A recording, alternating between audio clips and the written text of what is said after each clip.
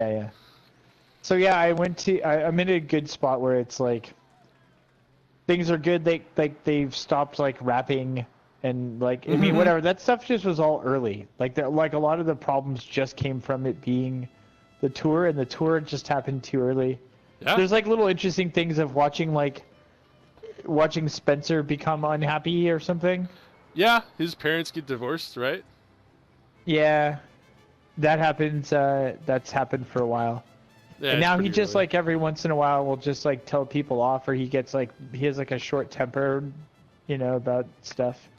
Yeah, like They're it's playing. almost as if someone told him like have more personality or something, you know? Like Yeah, you well, have a except spot, you. you're safe. Go, you know? Yeah, yeah. Like, do you like? He's just starting to do it. He's just starting to treat Dan like he does his buddies, or which is just like he'll tell them off if he wants to, or something. He's pretty good, And you know? Is he told the like apple bong? Because I remember you being like that. I haven't heard that, you know? oh yeah, yeah. He just did tell the apple bong he had to eat the apple or whatever. Yeah. He is getting wasted more too. It's true. He like shows up high, and then it's like really different. Yeah. Yeah. So, I have um, a way less life experience on that front, so listening to that show was like, it's not even like an education. It's just more like a realize that's happening and try to figure it out, John. You know. yeah. Well, so it's interesting. Like I have like none. yeah, Let's not even make it relative. I have like very little. You know. yeah. You're saying with smoking. Yeah, yeah. And with drinking, it's always been like adults until I could control. It's always been like Yeah, familial adults. You know. yeah, yeah. So I've worked with more people that do drugs than I've like known. You know, obviously, I guess that's like true for everyone that aren't yeah, no, friends. it's probably true. And I don't have like a negative thing necessarily with weed. I just, to me, it comes in this weird place of like to do it before you're doing something that's ostensibly work. Right? I'm just interested at the concept that like he would get like totally stoned and go up on stage given who he is. Although maybe that's like a coping thing, but he actually, you can see that he's shy when you like see the Harmontown movie, but he doesn't. He also seems like he easily forgets that when he does his natural self is like relatively confident or something Right. too. Like there's like a little mix of like I hear him saying like self-deprecating things, and I sort of see it, but I also see the opposite or something, like where he forgets to give a shit or something.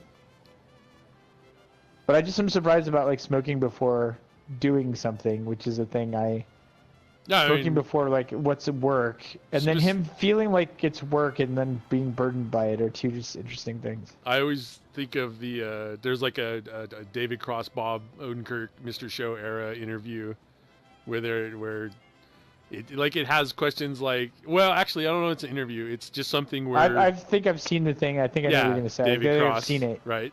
It's like I Talking don't about get how anything could you be done. high? Yeah, Yeah, everyone says you must be yeah, so high, and he says, no, I'm not. I'm trying to get fucking work done. You know? yeah, yeah, Yeah. He's like, I'm yeah, not saying I don't get high. I'm saying I had shit to do, deadlines yeah, to meet, yeah, scripts to write. Yeah. yeah. So I was like, And oh, he has like a longer joke about like what would happen if he got high and like what it would be about and stuff. yeah. I remember the thing I saw. It might have been in like text too, like not even, you know. It might have been. I had a book. I don't know where it is called like Mr. Show. What happened? With a Right. question mark. Yeah. I think it's in there as well. I didn't know that I didn't know until this last episode. This was today I heard the episode where Dino calls everyone the N-word. Oh yeah. And it's just rough, and like Dan like won't tell him to stop. Like I don't get it. Like he there's like people he doesn't fuck with, and he like doesn't fuck with Dino or Jeff very much for that matter. And yeah, so he's like upset by it, but he doesn't really like He address it the way he knows. addresses other stuff. I think since he knows the Dino so well, he knows that it's like a conversation, like a dead end, you know. Like there would be Yeah. value in like us getting to see that conversation, but I think he just knows. It'd be I have similar non-conversations with another friend of mine that I just go like, you know, like. Yeah. I go, yeah. Yeah, no, I mean, I guess him. that's the thing. That's her. Yeah. And he will, if that's shit, man, because there's just like knock-on N-words from that, you know, like in the context of like, oh, people were offended. Well, here's another one, you know, like he just doubles and triples down, you know. Yeah, on purpose. Yeah. And that he's just saying stuff like, I don't have to like what you like, and just, you know, you can hear him like doing it as a rebellion or whatever. Mm-hmm. So, but he was a writer for Mr. Show, apparently. Yeah, I would see his name back then, you know. Yeah, it's I just something. Stamopoulos, I assume, something along those lines, you know, and I would be like, Dino something Opolis. Yeah, and because it's like unique, you know. It's not like super Anglo-Saxon. I would like see it and note it. I used to see some of his stuff at like Spike and Mike's or something, you know. I saw it before that, like his animated work, and be like, oh, dude, that guy is like on this show now. Weird, you know. Weird Small World. Oh yeah, I didn't know that.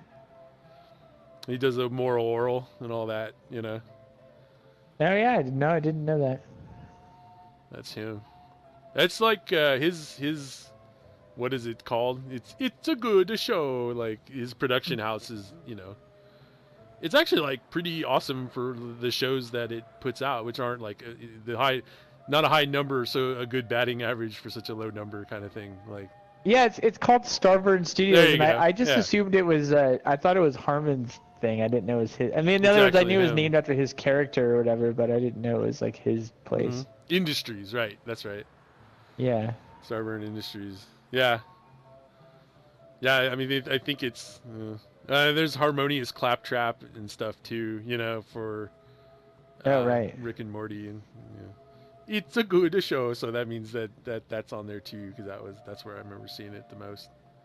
Yeah, so I feel... I don't know the answer to that. It's interesting. I always felt like Dan talked about Starburns like it was his. Mm-hmm.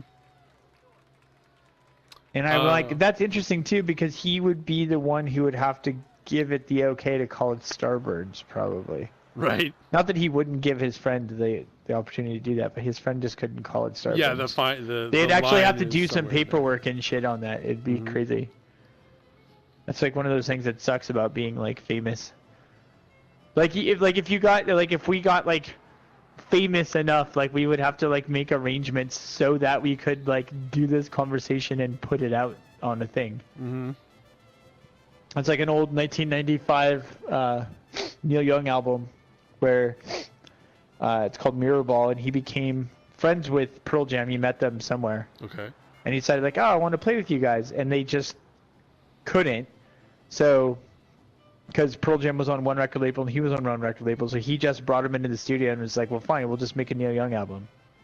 And you guys just be yourselves, like, in a band. And they were, and so it was like, I don't know, they basically ended up getting sued by the record label, and there was some deal with it, but I think they just stopped making the album. And so I do have, like, I have that album on vinyl.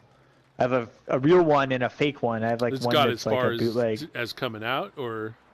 Yeah, it came out because it technically wasn't Pearl Jam. It was like Neil Young singing. No, I get that. The guitar player, the drummer. It wasn't like unreleased tapes trading style. No. It came out, and then people, and when it started getting publicized as like it's Neil Young with Pearl Jam, like no one ever said that. They're like, it's just Jeff Ament and the Stone Gossard guy, and Eddie Vedder only sang on like 2 songs, and he was in the background.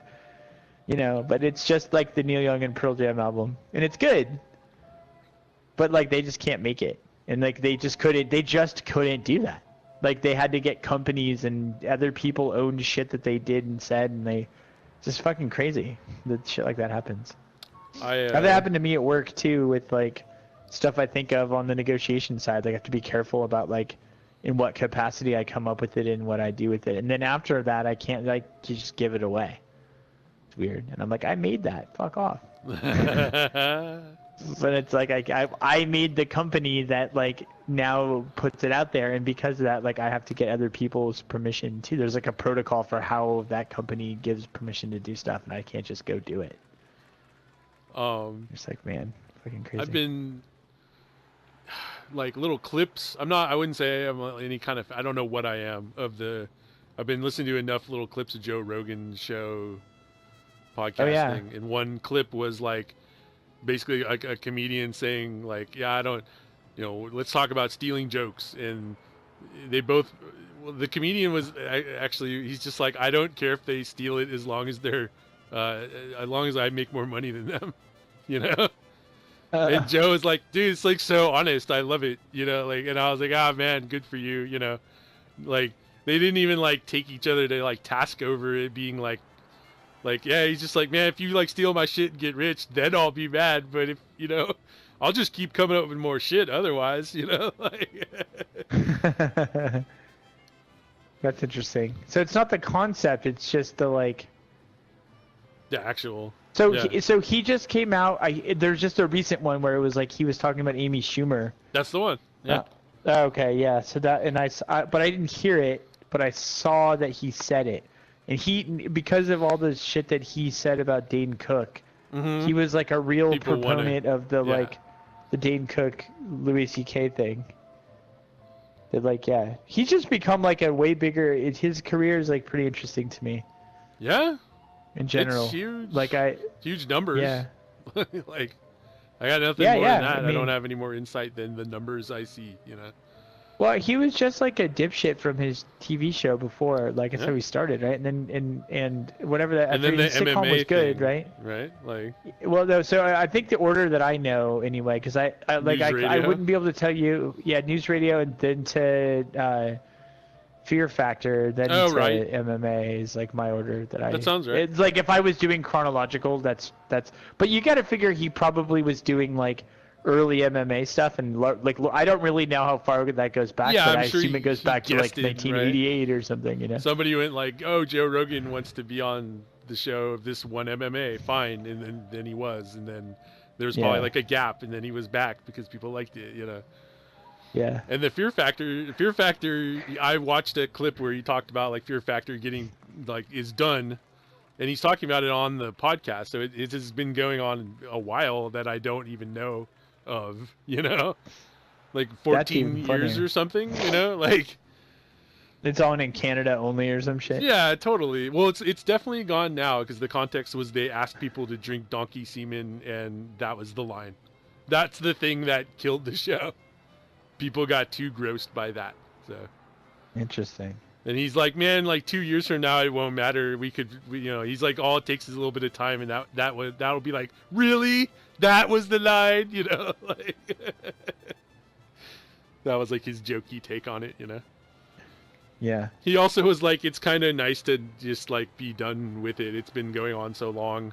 Not that he like hated it, but it was, every time they asked people to do crazier and crazier things, It just. I remember liking the show. Okay. Like, in other words, for the time that it was on, reality shows were still relatively new, and they hadn't jumped the shark yet where they'd become this weird formula. Right. And he was entertaining, and it was relatively interesting. And there's always a certain kind of disgusting thing that I didn't like, that it felt degrading. Everyone and a certain has kind of thing that, and a certain things that felt like interesting about like, like would you do it, or like how hard would it be? I don't know what to say. Like it felt a little. It had that feel like it was like, trying to sort of zombie shamble towards like the Roman Empire territory, but like it still had like a hand on the side of the pool. Yeah, sure. We get a zombie in the pool holding onto the side, going towards the deep end. Yeah, exactly. How many metaphors can I possibly like shove into a single thing? He's blind. I don't know. Yeah. He's got a lantern in one hand, looking for a brave man or something. So we should use that to pivot to the other Joe Rogan thing, though. Because that's, I mean, in fact, I'm going to open it up just Yeah, so I don't know. I'm not following. The email. You had like an email that you sent about like, hey, here's a clip from Joe Rogan Holy that shit. exemplifies. Do you not remember that? Yeah. No, it's the funny thing is it exemplifies like it started the thought process, which was like is ending in the concept of like how like half of my like drive was like how do you stop it, which is like impossible, right? Like, but it was still what I was like. Part of what I was looking for was like how do you defeat this phenomenon of like miscommunication. But yeah. Yeah, so I have is how do you cope with it if you can't defeat it, you know? Yeah, so I think I was more focused on the explanation. I have like a lot of ways to explain it, and just us talking, we should like. Yeah, we need to. I don't know what we're doing right now, but we should at least like explain what's happening here, which is like. I mean, I think if there's a way. It actually helps to just work me through it, so it helps anybody who ends up listening to this. So. Yeah, so. And I'll try to do it from my perspective too. So I got an email from you that said, "Hey, like, let me like talk about a situation that I see coming up." And the situation is exemplified in this Joe Rogan clip that you sent me. And it's basically, it's a Joe Rogan clip where he's arguing with some guy. There's like I don't know the dude's name, and we can put the link into like some notes or something, right? So that's something that can happen, and the link's already in the email. But he's talking to some guy who's I'm gathering like a new age ish nutritionist, or sort of like one of those like he was I don't know, a modern, like a proponent of science in like a world he perceives, you know. Yeah, like one of these newfangled food people who are against like the establishment of food. And I know lots of the theory, first of all, as a side note behind this, in the sense that like basically people there are two premises that like sort of fuel people like this guy. And one of them is that in general people's intuition about like, well, if vitamin C has been shown to like help an immune system, and this food has vitamin C, like I want to like kill the golden goose to get to all the eggs. Like I can just eat vitamin C, and then like that will be more. Brian Dunning is his name. Okay, and I have no idea who the guy is, but we wouldn't know him without Joe Rogan and me bringing it up. And it's not really the point. I'm going off on a tangent just to say that I understand where this guy is a guy who has some doubts. What's his name again? Sorry? Brian Dunning. So Brian Dunning has doubts. The backdrop of his comment is that he sort of has doubts about like the general food industry. And it's a growing trend among nutritionists that say that the concept that we thought would be intuitive that turns out to be untrue is that you can't just like take supplements. It turns out that like there's a very unique balance that is found in food about having not only the nutrition like vitamin C or some kind of fiber in itself, but also in a particular way so that your body can absorb it. And what a lot of the studies are starting to show is that vitamins, if you just take a vitamin, it can't be absorbed. Right. Just like the end. Like he quotes like the guy he's like doubting is like 19% absorption rate on like raw vitamin C. Yeah, which is like I guess I just wanted. Brian's not just doubtful of that guy. He's also just doubtful of Joe. He's like Joe Rogan himself needs to doubt more is like also his like meta point, you know. Yeah, well, I wanted to like take the time to like explain it. Like in other words, I used a bad example to say that because that speaks directly to the heart of his quote. It's really just like there's a backdrop of new science that's finding that what we think we know, what we sort of assumed about like how one can approach being healthy I need is more turning vitamin out to be C. wrong. I'll eat vitamin C is like not true and shit. Right. Yeah.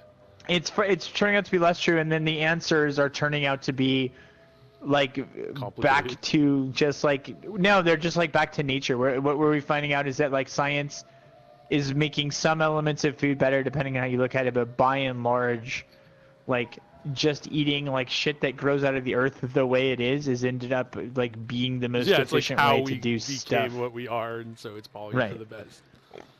So, with that as a Liposomal. backdrop, there's Yeah. a quote from this guy. This guy and Joe Rogan are fighting over whether another guy Yes. who had an approach that said, I know how to make a person absorb more vitamins than they otherwise would. Dr. Mark Gordon being the guy like pushing vitamin C in his thing. Yeah, so Joe Rogan and this dude are having a conversation about what this other Dr. Mark Gordon said. And basically this Dr. Mark Gordon guy says the words, if you take 1,000 milligrams of vitamin C along with whatever the substance is, whereas in like a normal control situation, if I took 1,000 milligrams of vitamin C, I would only ingest 19% of it. And if I took this other thing with it, I could ingest like 93% of it. Now, that's all the guy says. And what it's like Joe the Rogan perfect and representation of it too. The way you just said it, like, is perfect. Because oh, go ahead. Just it will be clear when we get to like the confusion, disagreement part. You know, that you can take 1,000 milligrams, 19% only gets absorbed, but if you use it liposomally, you can absorb 93%. It's like, right. Oh, it's so perfect delivery. You know. Yeah. And so what happens then is that there's a split between Joe Rogan and the guy that he's talking to about to Dunning about this quote. And this is in like the whole thing is they then get in an argument. And what Joe Rogan says is that he says,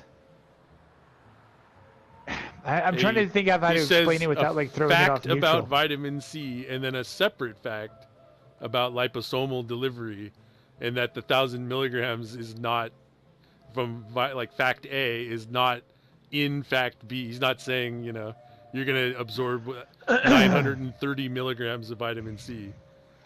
Right. He's like, you'll absorb 190, or you can absorb 93% of vitamin C. Like. Yeah, and so I think the bottom line, the best way to explain the situation, if I was going to explain to somebody else what their disagreement was, is to actually start with the doctor, because this is the part. If I show my work to jump ahead, my whole thing about there is no spoon and all this bullshit. John and I had sent like texts back and forth to each other where we were like, oh, da da da da, and I was like using these like metaphors to explain it. But the idea is, and I said all this cryptic shit like they're both right and they're both wrong, and neither of them are right or wrong, and it's like and it's not contradictory. There is no right and wrong. Yeah. So, but the deal is that the part that Joe Rogan has right in his side of the argument, has correct, is, or what he's referring to, which is ironic because he's sort of doing the thing he's sort of doing the thing that he's pissed about the other guy doing.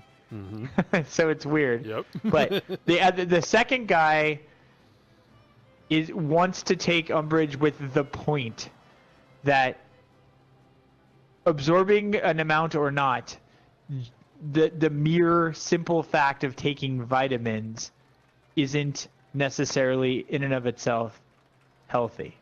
And what Joe Rogan focuses on is instead, and so in having that perspective, that guy criticizes the doctor's quote. And Joe's rebuttal to it is to say the exact words the doctor used didn't suggest that anybody should or should not use a particular amount of vitamin C, just that I'm going to tell you what the statistics are about the absorption rate when you do. Right. And so they were literally actually talking past each other. Mm-hmm, mm-hmm. And Joe Rogan's insistence on the semantics of it never, you know, at the end of the day, like, I would say that guy never properly explained himself, the second guy. The guy talking to Joe Rogan never said, I hear you, Joe Rogan, you're correct that the person said those things. And I'm not saying he said anything else. What I am saying is the fact of the absorption rate is irrelevant. Right. In the broader picture of, is vitamin C just good for you or not good for you? You don't need the 19%. You don't need 930 milligrams. And A, that's the basis of my critique. And B, so yes, I would make the second assertion, although I don't need to make it here and I'm not making it, that by mentioning it, it in fact implies yes, that you should in fact take vitamin C. And Joe Rogan gets caught up on like, this is all in reference to I think something else that sounds like it happened in the backdrop, where apparently like this guy who Joe Rogan's yelling at like went off on a different tangent on like another podcast or like on a blog. Yeah, or something. Dunning has his own show in sight, and he Right. just said like Joe Rogan like gives voice to things that are dangerous without like and then says like I'm just asking questions, and that he like it would be, you know, he wants like Joe to take more responsibility and have more foresight and more research and stuff. He's Right. like, it's dangerous to give voice to people who are like 9/11 deniers or whatever, like, you know. That's actually how it starts. The clip starts with them like looking at towers collapsing and being like, that's a controlled demolition and shit, you know. Yeah. So that conversation goes a lot better because they actually land in a like that looks like a controlled demolition. I know it's not because of all this research, or like I agree it is unlikely to have been because of this, you know. They like land in a way better spot, whereas the second one, Dunning, is like, you never need 19 or 993% of vitamin C, you know. But he never. The problem with Dunning is he never says it. Yeah. And he never so lays it out. So if you can like, if to the extent that you're wondering, let's just like, so that's that. Yeah. It's so funny. I think that context is necessary, but that doesn't. We've maybe made it more confusing before we can clear it up again. Yeah. But at least so that people understand what we were talking about. So sorry to interrupt that. What were you gonna say? Nothing. Just I think a different variant of what you just said, which is like, I got fascinated by, like, you could talk about a subject and then jump into a subject that has like, you know, some huge percentage of identical like topic, and yet it is like completely unrelated in some weird way. Like, yeah, you need to disconnect them. The 1,000 milligrams, like Joe Rogan's side, he's like the 1,000 milligrams gets dropped. You know, 1,000 milligrams, you only take 19%. He's like, vitamin C, you only take 19%. Liposomal, 93%. You know, and that's like all Joe took away from it. Whereas the other guy's like, but the 1,000 milligrams is important because he mentioned it. And I'm like, fuck, man, they're both right. Like. Well, and the nature of this particular like if there's like a formula to describe this, well, I don't know if I need to do with the formula, but basically, like the slightly more specific, slightly more broad, less specific nature of the talk was that Joe Rogan, apparently whatever the Dunning, you're gonna have to, whatever Dunning said outside of that discussion on a blog. What used the specific words like you shouldn't take 1,000 milligrams of vitamin C, and what he meant by that, the context with which he meant it, which was clear to me, I could pick up through their discussion, because no one was listening. The actual problem, you're like, well, what's the problem and how do you do it? Well, no one was listening is like one of the many problems. You could like put that in a bullet point in the corner, leave it up there, leave it up on our set of notes. No one was listening. And the thing that was missed is that guy used the general set of words like you shouldn't take 1,000 grams of vitamin C because he happened to be responding to the exact set of words that was said by the doctor in the clip. And what he meant is that as a general proposition, vitamin C, or taking it in that form, isn't good for you. And then Joe Rogan used it to say, Joe Rogan reads the guy saying that, and he sees him. He reads. Sorry, every time Dunning. I'll forget this guy's name. So Brian. he reads. Yeah, he reads Dunning's critique, and he takes the exact words of Dunning's critique to mean that Dunning is critiquing the doctor for having picked a particular amount of milligrams, and then comes back to rebut his perspective of that point to say, hey, these words that he said were not said in respect to putting forth a particular amount of milligrams Right. that he believed that you should take. And thinking that was the cornerstone of Dunning's argument, that Dunning's argument's cornerstone was 1,000 milligrams is the wrong amount. And that he was saying, look, you're criticizing this guy for the amount when he was never putting forward an amount. He was just stating a fact about the absorption rate of something. That's why I say, just, like Joe Rogan's take is like just cut out the measurement and just talk about vitamin C. Like, right. He's also like the guy's like you'd have to take 1,000, but with this other thing you could take like a fifth of that to achieve like similar result. And they're like, oh, that's all too complicated. Like actually, I'm realizing I'm doing it again. Like, muddying it up. Well, what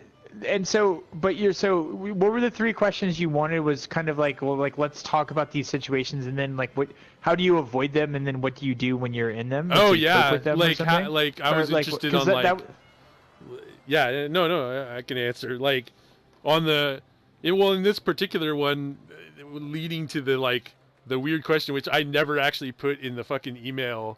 Because I started writing it without writing down like the question I had, and then was like, shit, like now I did it to myself. I threw too much shit at the page and forgot what my point was. But in the Joe Rogan Dunning thing, I was like, yeah, the guy's like 1,000 milligrams, and then talks about like how you could absorb it better, and I'm like, I thought he was saying you could absorb the 1,000 because why did he talk about it? Like that's just really easy, and I've been like watching this in like conversations now since the day I sent that email. I watch like every like written forum conversation and like spoken conversation I have. There's like a little monitor in the back of my head now, going like, are inferences being had? If someone's like, I don't like a game, and then I say like, I like it because it relaxes me, and then they go like, are you saying I'm not relaxed? I'm like, oh, I get it. Like. Yeah, and so there's just, and sometimes people mean that, right? Like sometimes they're like, you should fucking relax, and I'll just say this and let the implications speak, Right. And sometimes they're like, oh no, man, I didn't mean. We do that all the time. Where we're like, I didn't mean to. Oh, I text you, like. Yeah, text is really bad for it. Nick, where I was like, oh, hey, check on a Nick if you hadn't, like just like purely like. If you haven't, it was like, I hung like everything on that, and then you were like, oh, I drove him to the airport, and I was like, no, it's cool. Like if that fulfills if you haven't, and you're like, oh, are you upset or not? Let me just clarify. I'm saying thanks, And I was like, yep, it happened right here between two guys who like talk all the time, Well, but the funny thing was too, on the thing with Nick was that it didn't. I understood you, and then I was the one who made it seem like I thought all the other stuff that made you think that you know what I mean? So I was like, so it's funny because like that was like on my side I experienced none of the things. I saw that I caused it to happen potentially in you about thinking that it happened to me. It's just like I incepted in your head that I did it. And I saw how I did it because I understood what you were saying, and I half-ass explained it in text. Yeah, so by me giving the lazy answer, I created the impression in you that I was explaining myself. When I wasn't, I was like just half-assing answering the question. Literally, like it's just funny. Yeah, because it's just funny. Because texts are done when you can. Yeah. So at no level, like there was like out of like 100%, it was like 2%. Like, oh, did I cheese him off, which was your inception? Like. Yeah. And I was also like, even that 2% just got shouted down in the idea of like, nah, man, like how many times have we gone through this? Let me just say like, you're cool. Like, No, it's cool. It was covered by if you had, and then it became like a whole new one. It in tempting on my side to like prevent any anti-inception. I was like anti-incepting, and then, oh no, I'm like vulnerable to it, you know, like.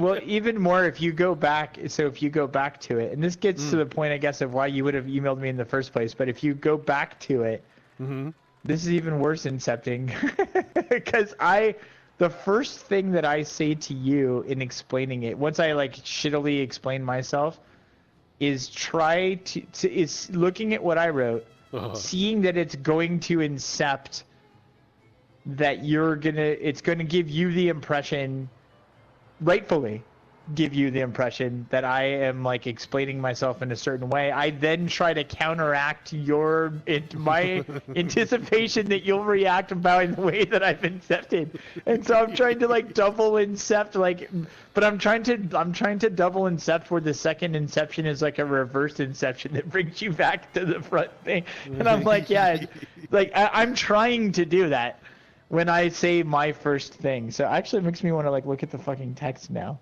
Yeah, because it was like taking on too much. Yeah, and in a like a rapid fashion due to like, you know, like busy schedules, and text is like annoying, and you know. Yeah. And like I would only say like you're like, I drove him to the airport, and I was like, oh, but I talked to him after that, so I was worried.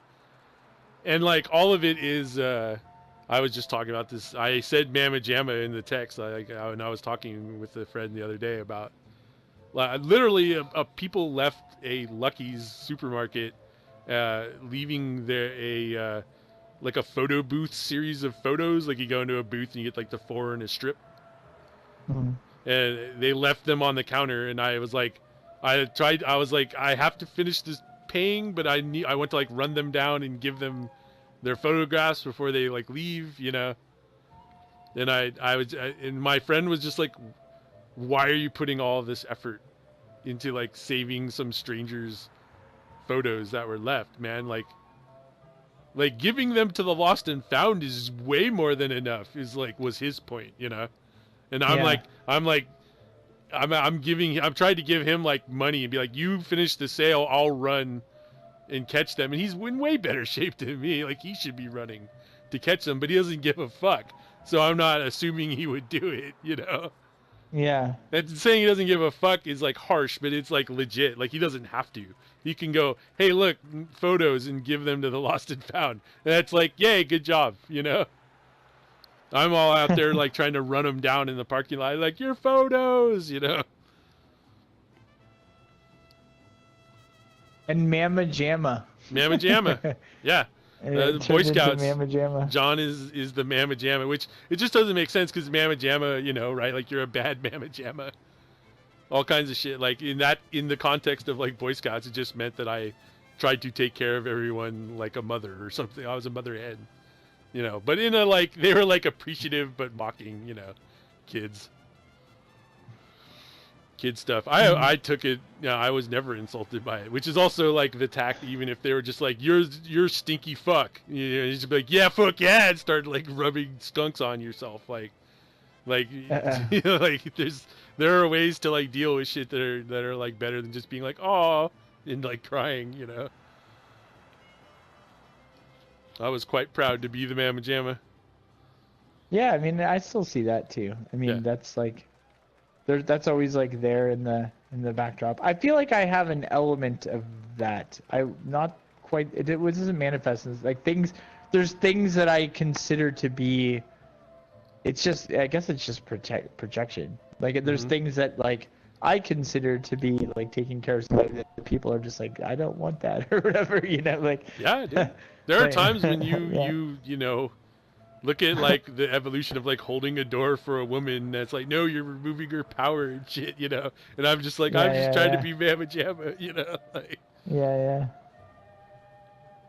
It's interesting. So I'm back at the thread. You're like, if you have 5 spare minutes, try to check in with Nick if you haven't already. You know, he's not doing so hot in India, you know. And then literally the quote I had from him was like, not so hot. Yeah. Yeah. It's not an ironic I wrote back. wink implied. This is hysterical though. This is the kind of thing that's like interesting, like little.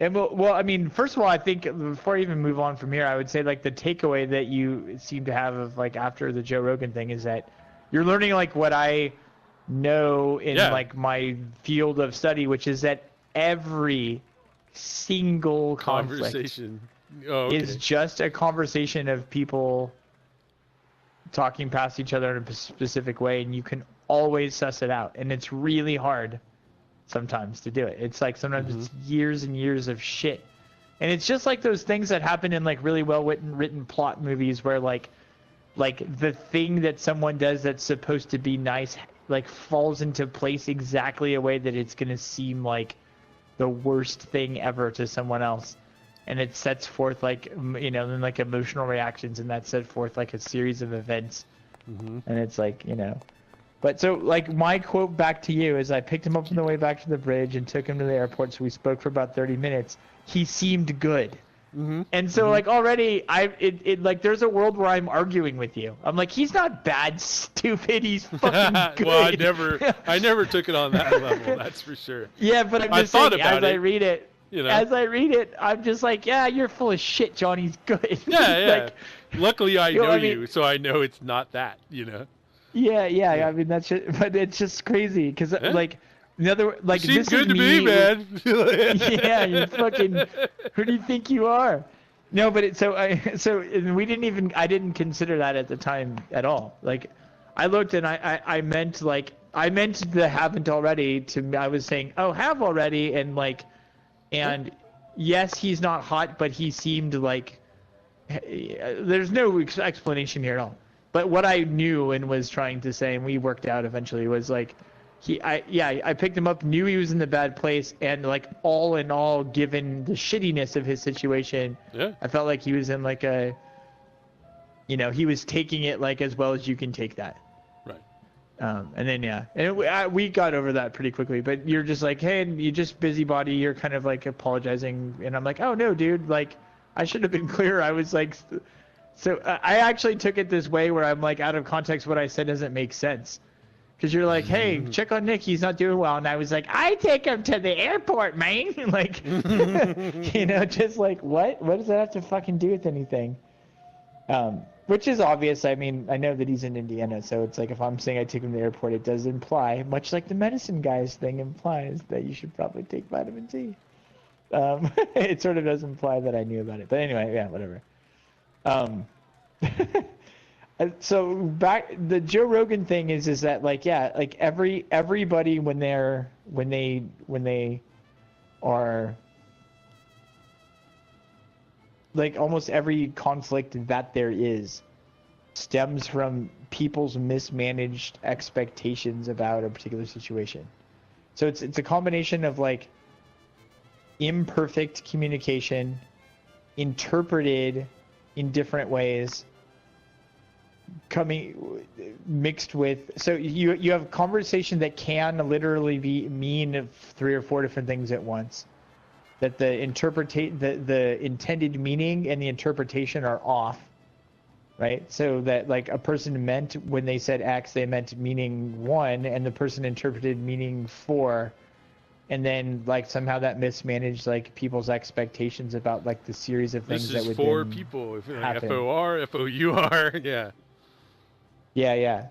So, and that's inherent in like every kind of thing. So when I was saying the issue is that where things get difficult is like when I say everyone's right and everyone's wrong and no one's wrong and whatever, right. Is that you have this thing where it's like I'm doing the ambiguities on purpose to make a point.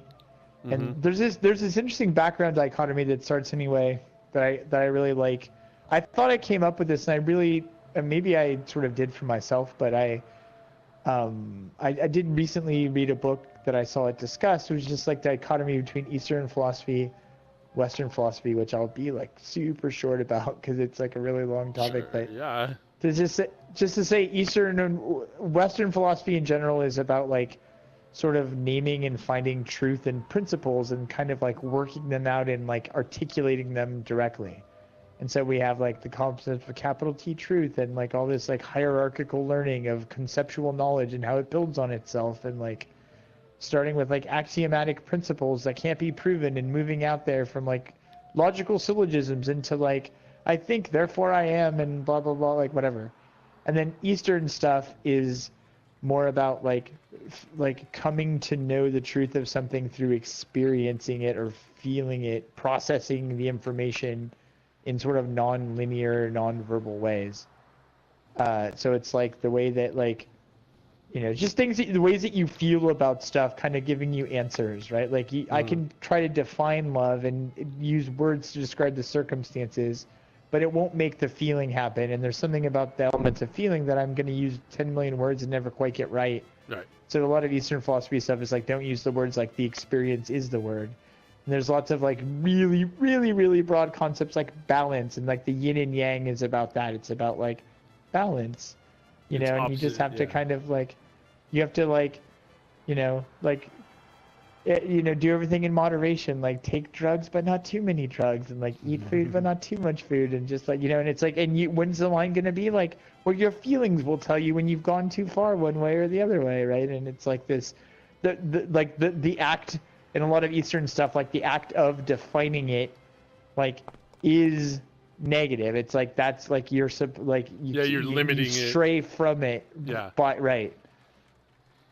So the irony is that I look at Western, you need, essentially, like, neither of these things are perfect answers, and ultimately you need to sort of do both of them. I think you use Eastern philosophies in time periods where, when a situation comes, you're trying to explore that and like kind of come to a new realization, right? Like you need some freedom to be like detached from the words and their explanations or whatever, so that you can just like experience the thing itself, which you can, you know, sort of intuit, which is sort of like your ability to make, you know, calculations that are just beyond your ability to show the math, right? Like that sort of happens consciously, subconsciously, and you can feel it and you can do other things. And eventually, to make it concrete, you have to sort of try to describe it.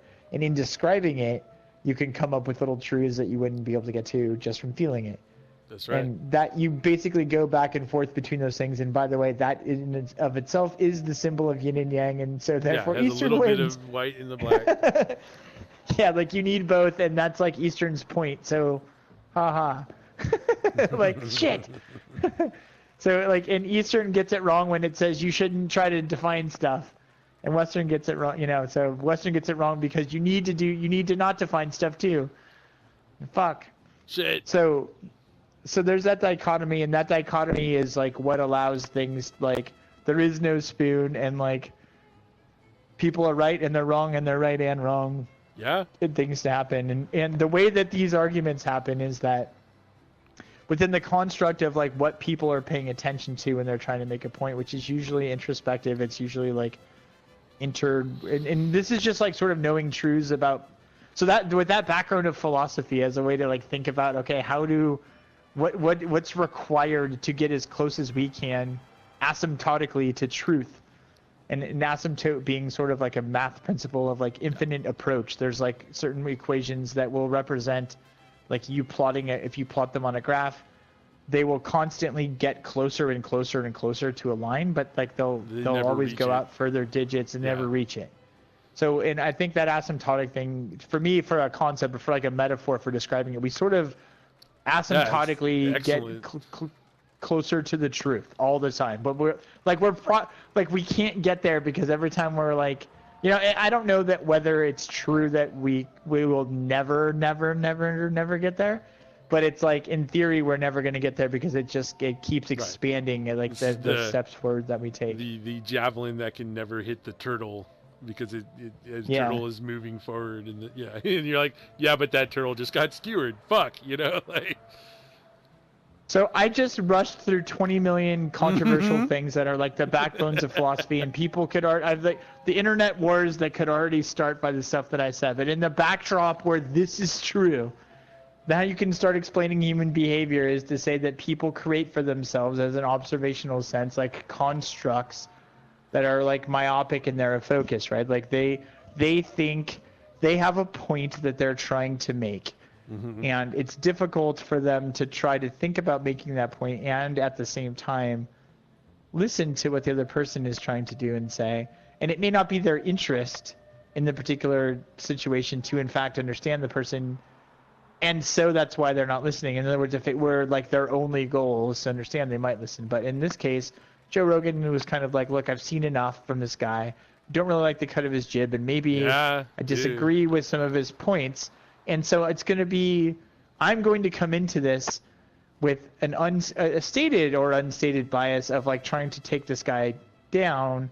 And even though within that, I probably still would subjectively want to act fairly, I'm not going to be able to perfectly execute on that. And so I'm going to create parameters to this discussion. And within these parameters to the discussion that I am going to pay attention to in the moment while I'm talking, I will not say anything that's untrue in those parameters. So I'm going to say that the person said these words and didn't in fact do anything else. And the fact that you, the other guy, Dunning, have now extrapolated from this narrow set of words a broader thing that you're accusing this guy of doing, that demonstrates your inability as a person to engage with people in a head-on manner that then negates the rest of what you say. you reactively devalue people, meaning your reaction to people you disagree with is to devalue the things that they say, and so I reactively devalue you. Yeah, and by making it, so there's that element. So that's like Joe Rogan's. Once his like point of like, dude didn't say you can now absorb 930 milligrams of vitamin C. He's like that's like the thing. He's like, he's saying to do that, and it's like good for you. Like, it still involves him like projecting that onto the other guy too, which is like crazy. And he's like, you said that, and the thing I'm driving towards more importantly than that is from like once he's done repeating that to the audience and Brian, he then turns that all into like a simple thing of like, you're wrong and you're trying to find a way to be right. He said that's how the rest of the conversation goes. Why do you keep trying to find a way to be right when you were wrong? Right. And the dude's like, I haven't even agreed to being wrong. You know? Right. Well, no, and that's, I mean, then it's always hysterical because that's projection, right? Right. And it's not, the reason projection happens and works, it's just like, the way to think of it, in my opinion, is it's like selection. What is it called? Bias. Selection bias. That's the right phrase, right? Yeah, where you're like, you have an opinion and you want to back it up. You find the things that back it up. Yeah, they will jump out at you. Like it's like it will be. I mean, it's just like it's a useful tool in other parts of the world. So tell you like in like. It actually, it helps. It helps in a lot of ways, but it hurts in others. And yeah. Shit, yeah. Well, it hurts in this instance, right? But it's like it's like the way our brain functions. It's like designed to be like, oh, look, patterns. Look at this pattern, and so you're like, oh, cool, it pops out. Now I can play green grass and high tides as well on Rock Band, you know. Yeah, and that's why projection happens a lot, because when you're in the mindset of like, I'm gonna take this guy down, then you start looking for flaws, and it's just like you don't even see the parallel between those flaws because you're in the mode where you're doing that. So the thing that does is that, so let's like, and you're right, it's like a really good focal point to be like, oh, now he's triggered. He's like, you're wrong. Or he's now like attacking the other person's person. And that causes a whole defense thing in people where then they also shut down, stop listening, and start focusing on different pieces of facts. So that guy, instead of properly explaining himself and say, look at Joe Rogan, I understand how what you're talking about is, it's perfectly out there within even just the information that he has, that he can say, listen, I'm interested that you're saying this to me, the things you're saying to me in response to what I'm saying. And rather than ask myself, well, why is this the case that you're doing this? And then use that as a clue that I could probably use to start to like reel back the conversation, address the thing that he wants and move on. I've now been triggered to defend myself as a person which has caused like emotional reactions in me that Yeah. are now going to make me probably, if I'm a more like an average person, like attack you back and start picking out holes in the things that you're saying, which is that, you know, Right. I think the only thing, well, yeah, he's just clever enough to not particularly attack Joe in this exact situation. What you're saying is totally true, but he is more like this guy is wrong and these facts are wrong. He talks a bunch of shit, but he is like smart enough to not just be like you're wrong, like or whatever, like practiced enough, whatever it is, you know. He knows yeah, enough well, kung Joe fu, Rogan. right? Joe Rogan has like this idea too that like, and this is a fallacy. It's interesting. I like how Joe Rogan's like, that's a fallacy. This is a fallacy. It's also a fallacy though. I want to that Joe Rogan's touching on that as a side note gets me to a place that I've thought about lately, which is that we use fallacy so often in our conversations with people that it would be interesting to know and be able to use fallacy to be able to point it out each time that it happens. Right. But the issue is that like in this particular case, it's like it's also like a well, I like sort of lost my train of thought. So yeah, sorry. I wish I could see how. well, no, you know what? No, you did. was It wasn't attacking. you at all. Yeah. Defensive mechanisms in Brian. Yeah, well, I mean, it's just it's also like a yeah, fuck. He gets. God damn he it! gets, I almost have to hear it. well, you were I talking just about lost my train on the way. The dating- thing that popped up on the PlayStation that said we only had 2 minutes left. Yeah, and you worry like about he's the like time. it's like not a timer, but it is. You know, like Well, I would not be able to finish the broader point, so I was like trying to think of like where should I stop, and then I just like, yeah, the idea, like whatever it was, I need to just go back and hear what I was about to say, but it's like, yeah, I mean, basically, Joe Rogan himself was engaging in a fallacy about his critique of the guy.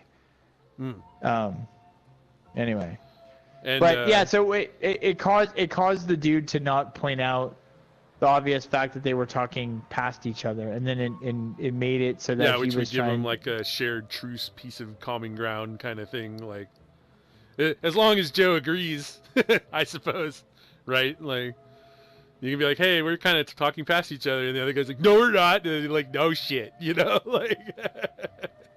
Yeah, I mean, that's like because actually I think cuts more to my like greater point, which I'm not gonna make right this second. But yeah, that kind of shit.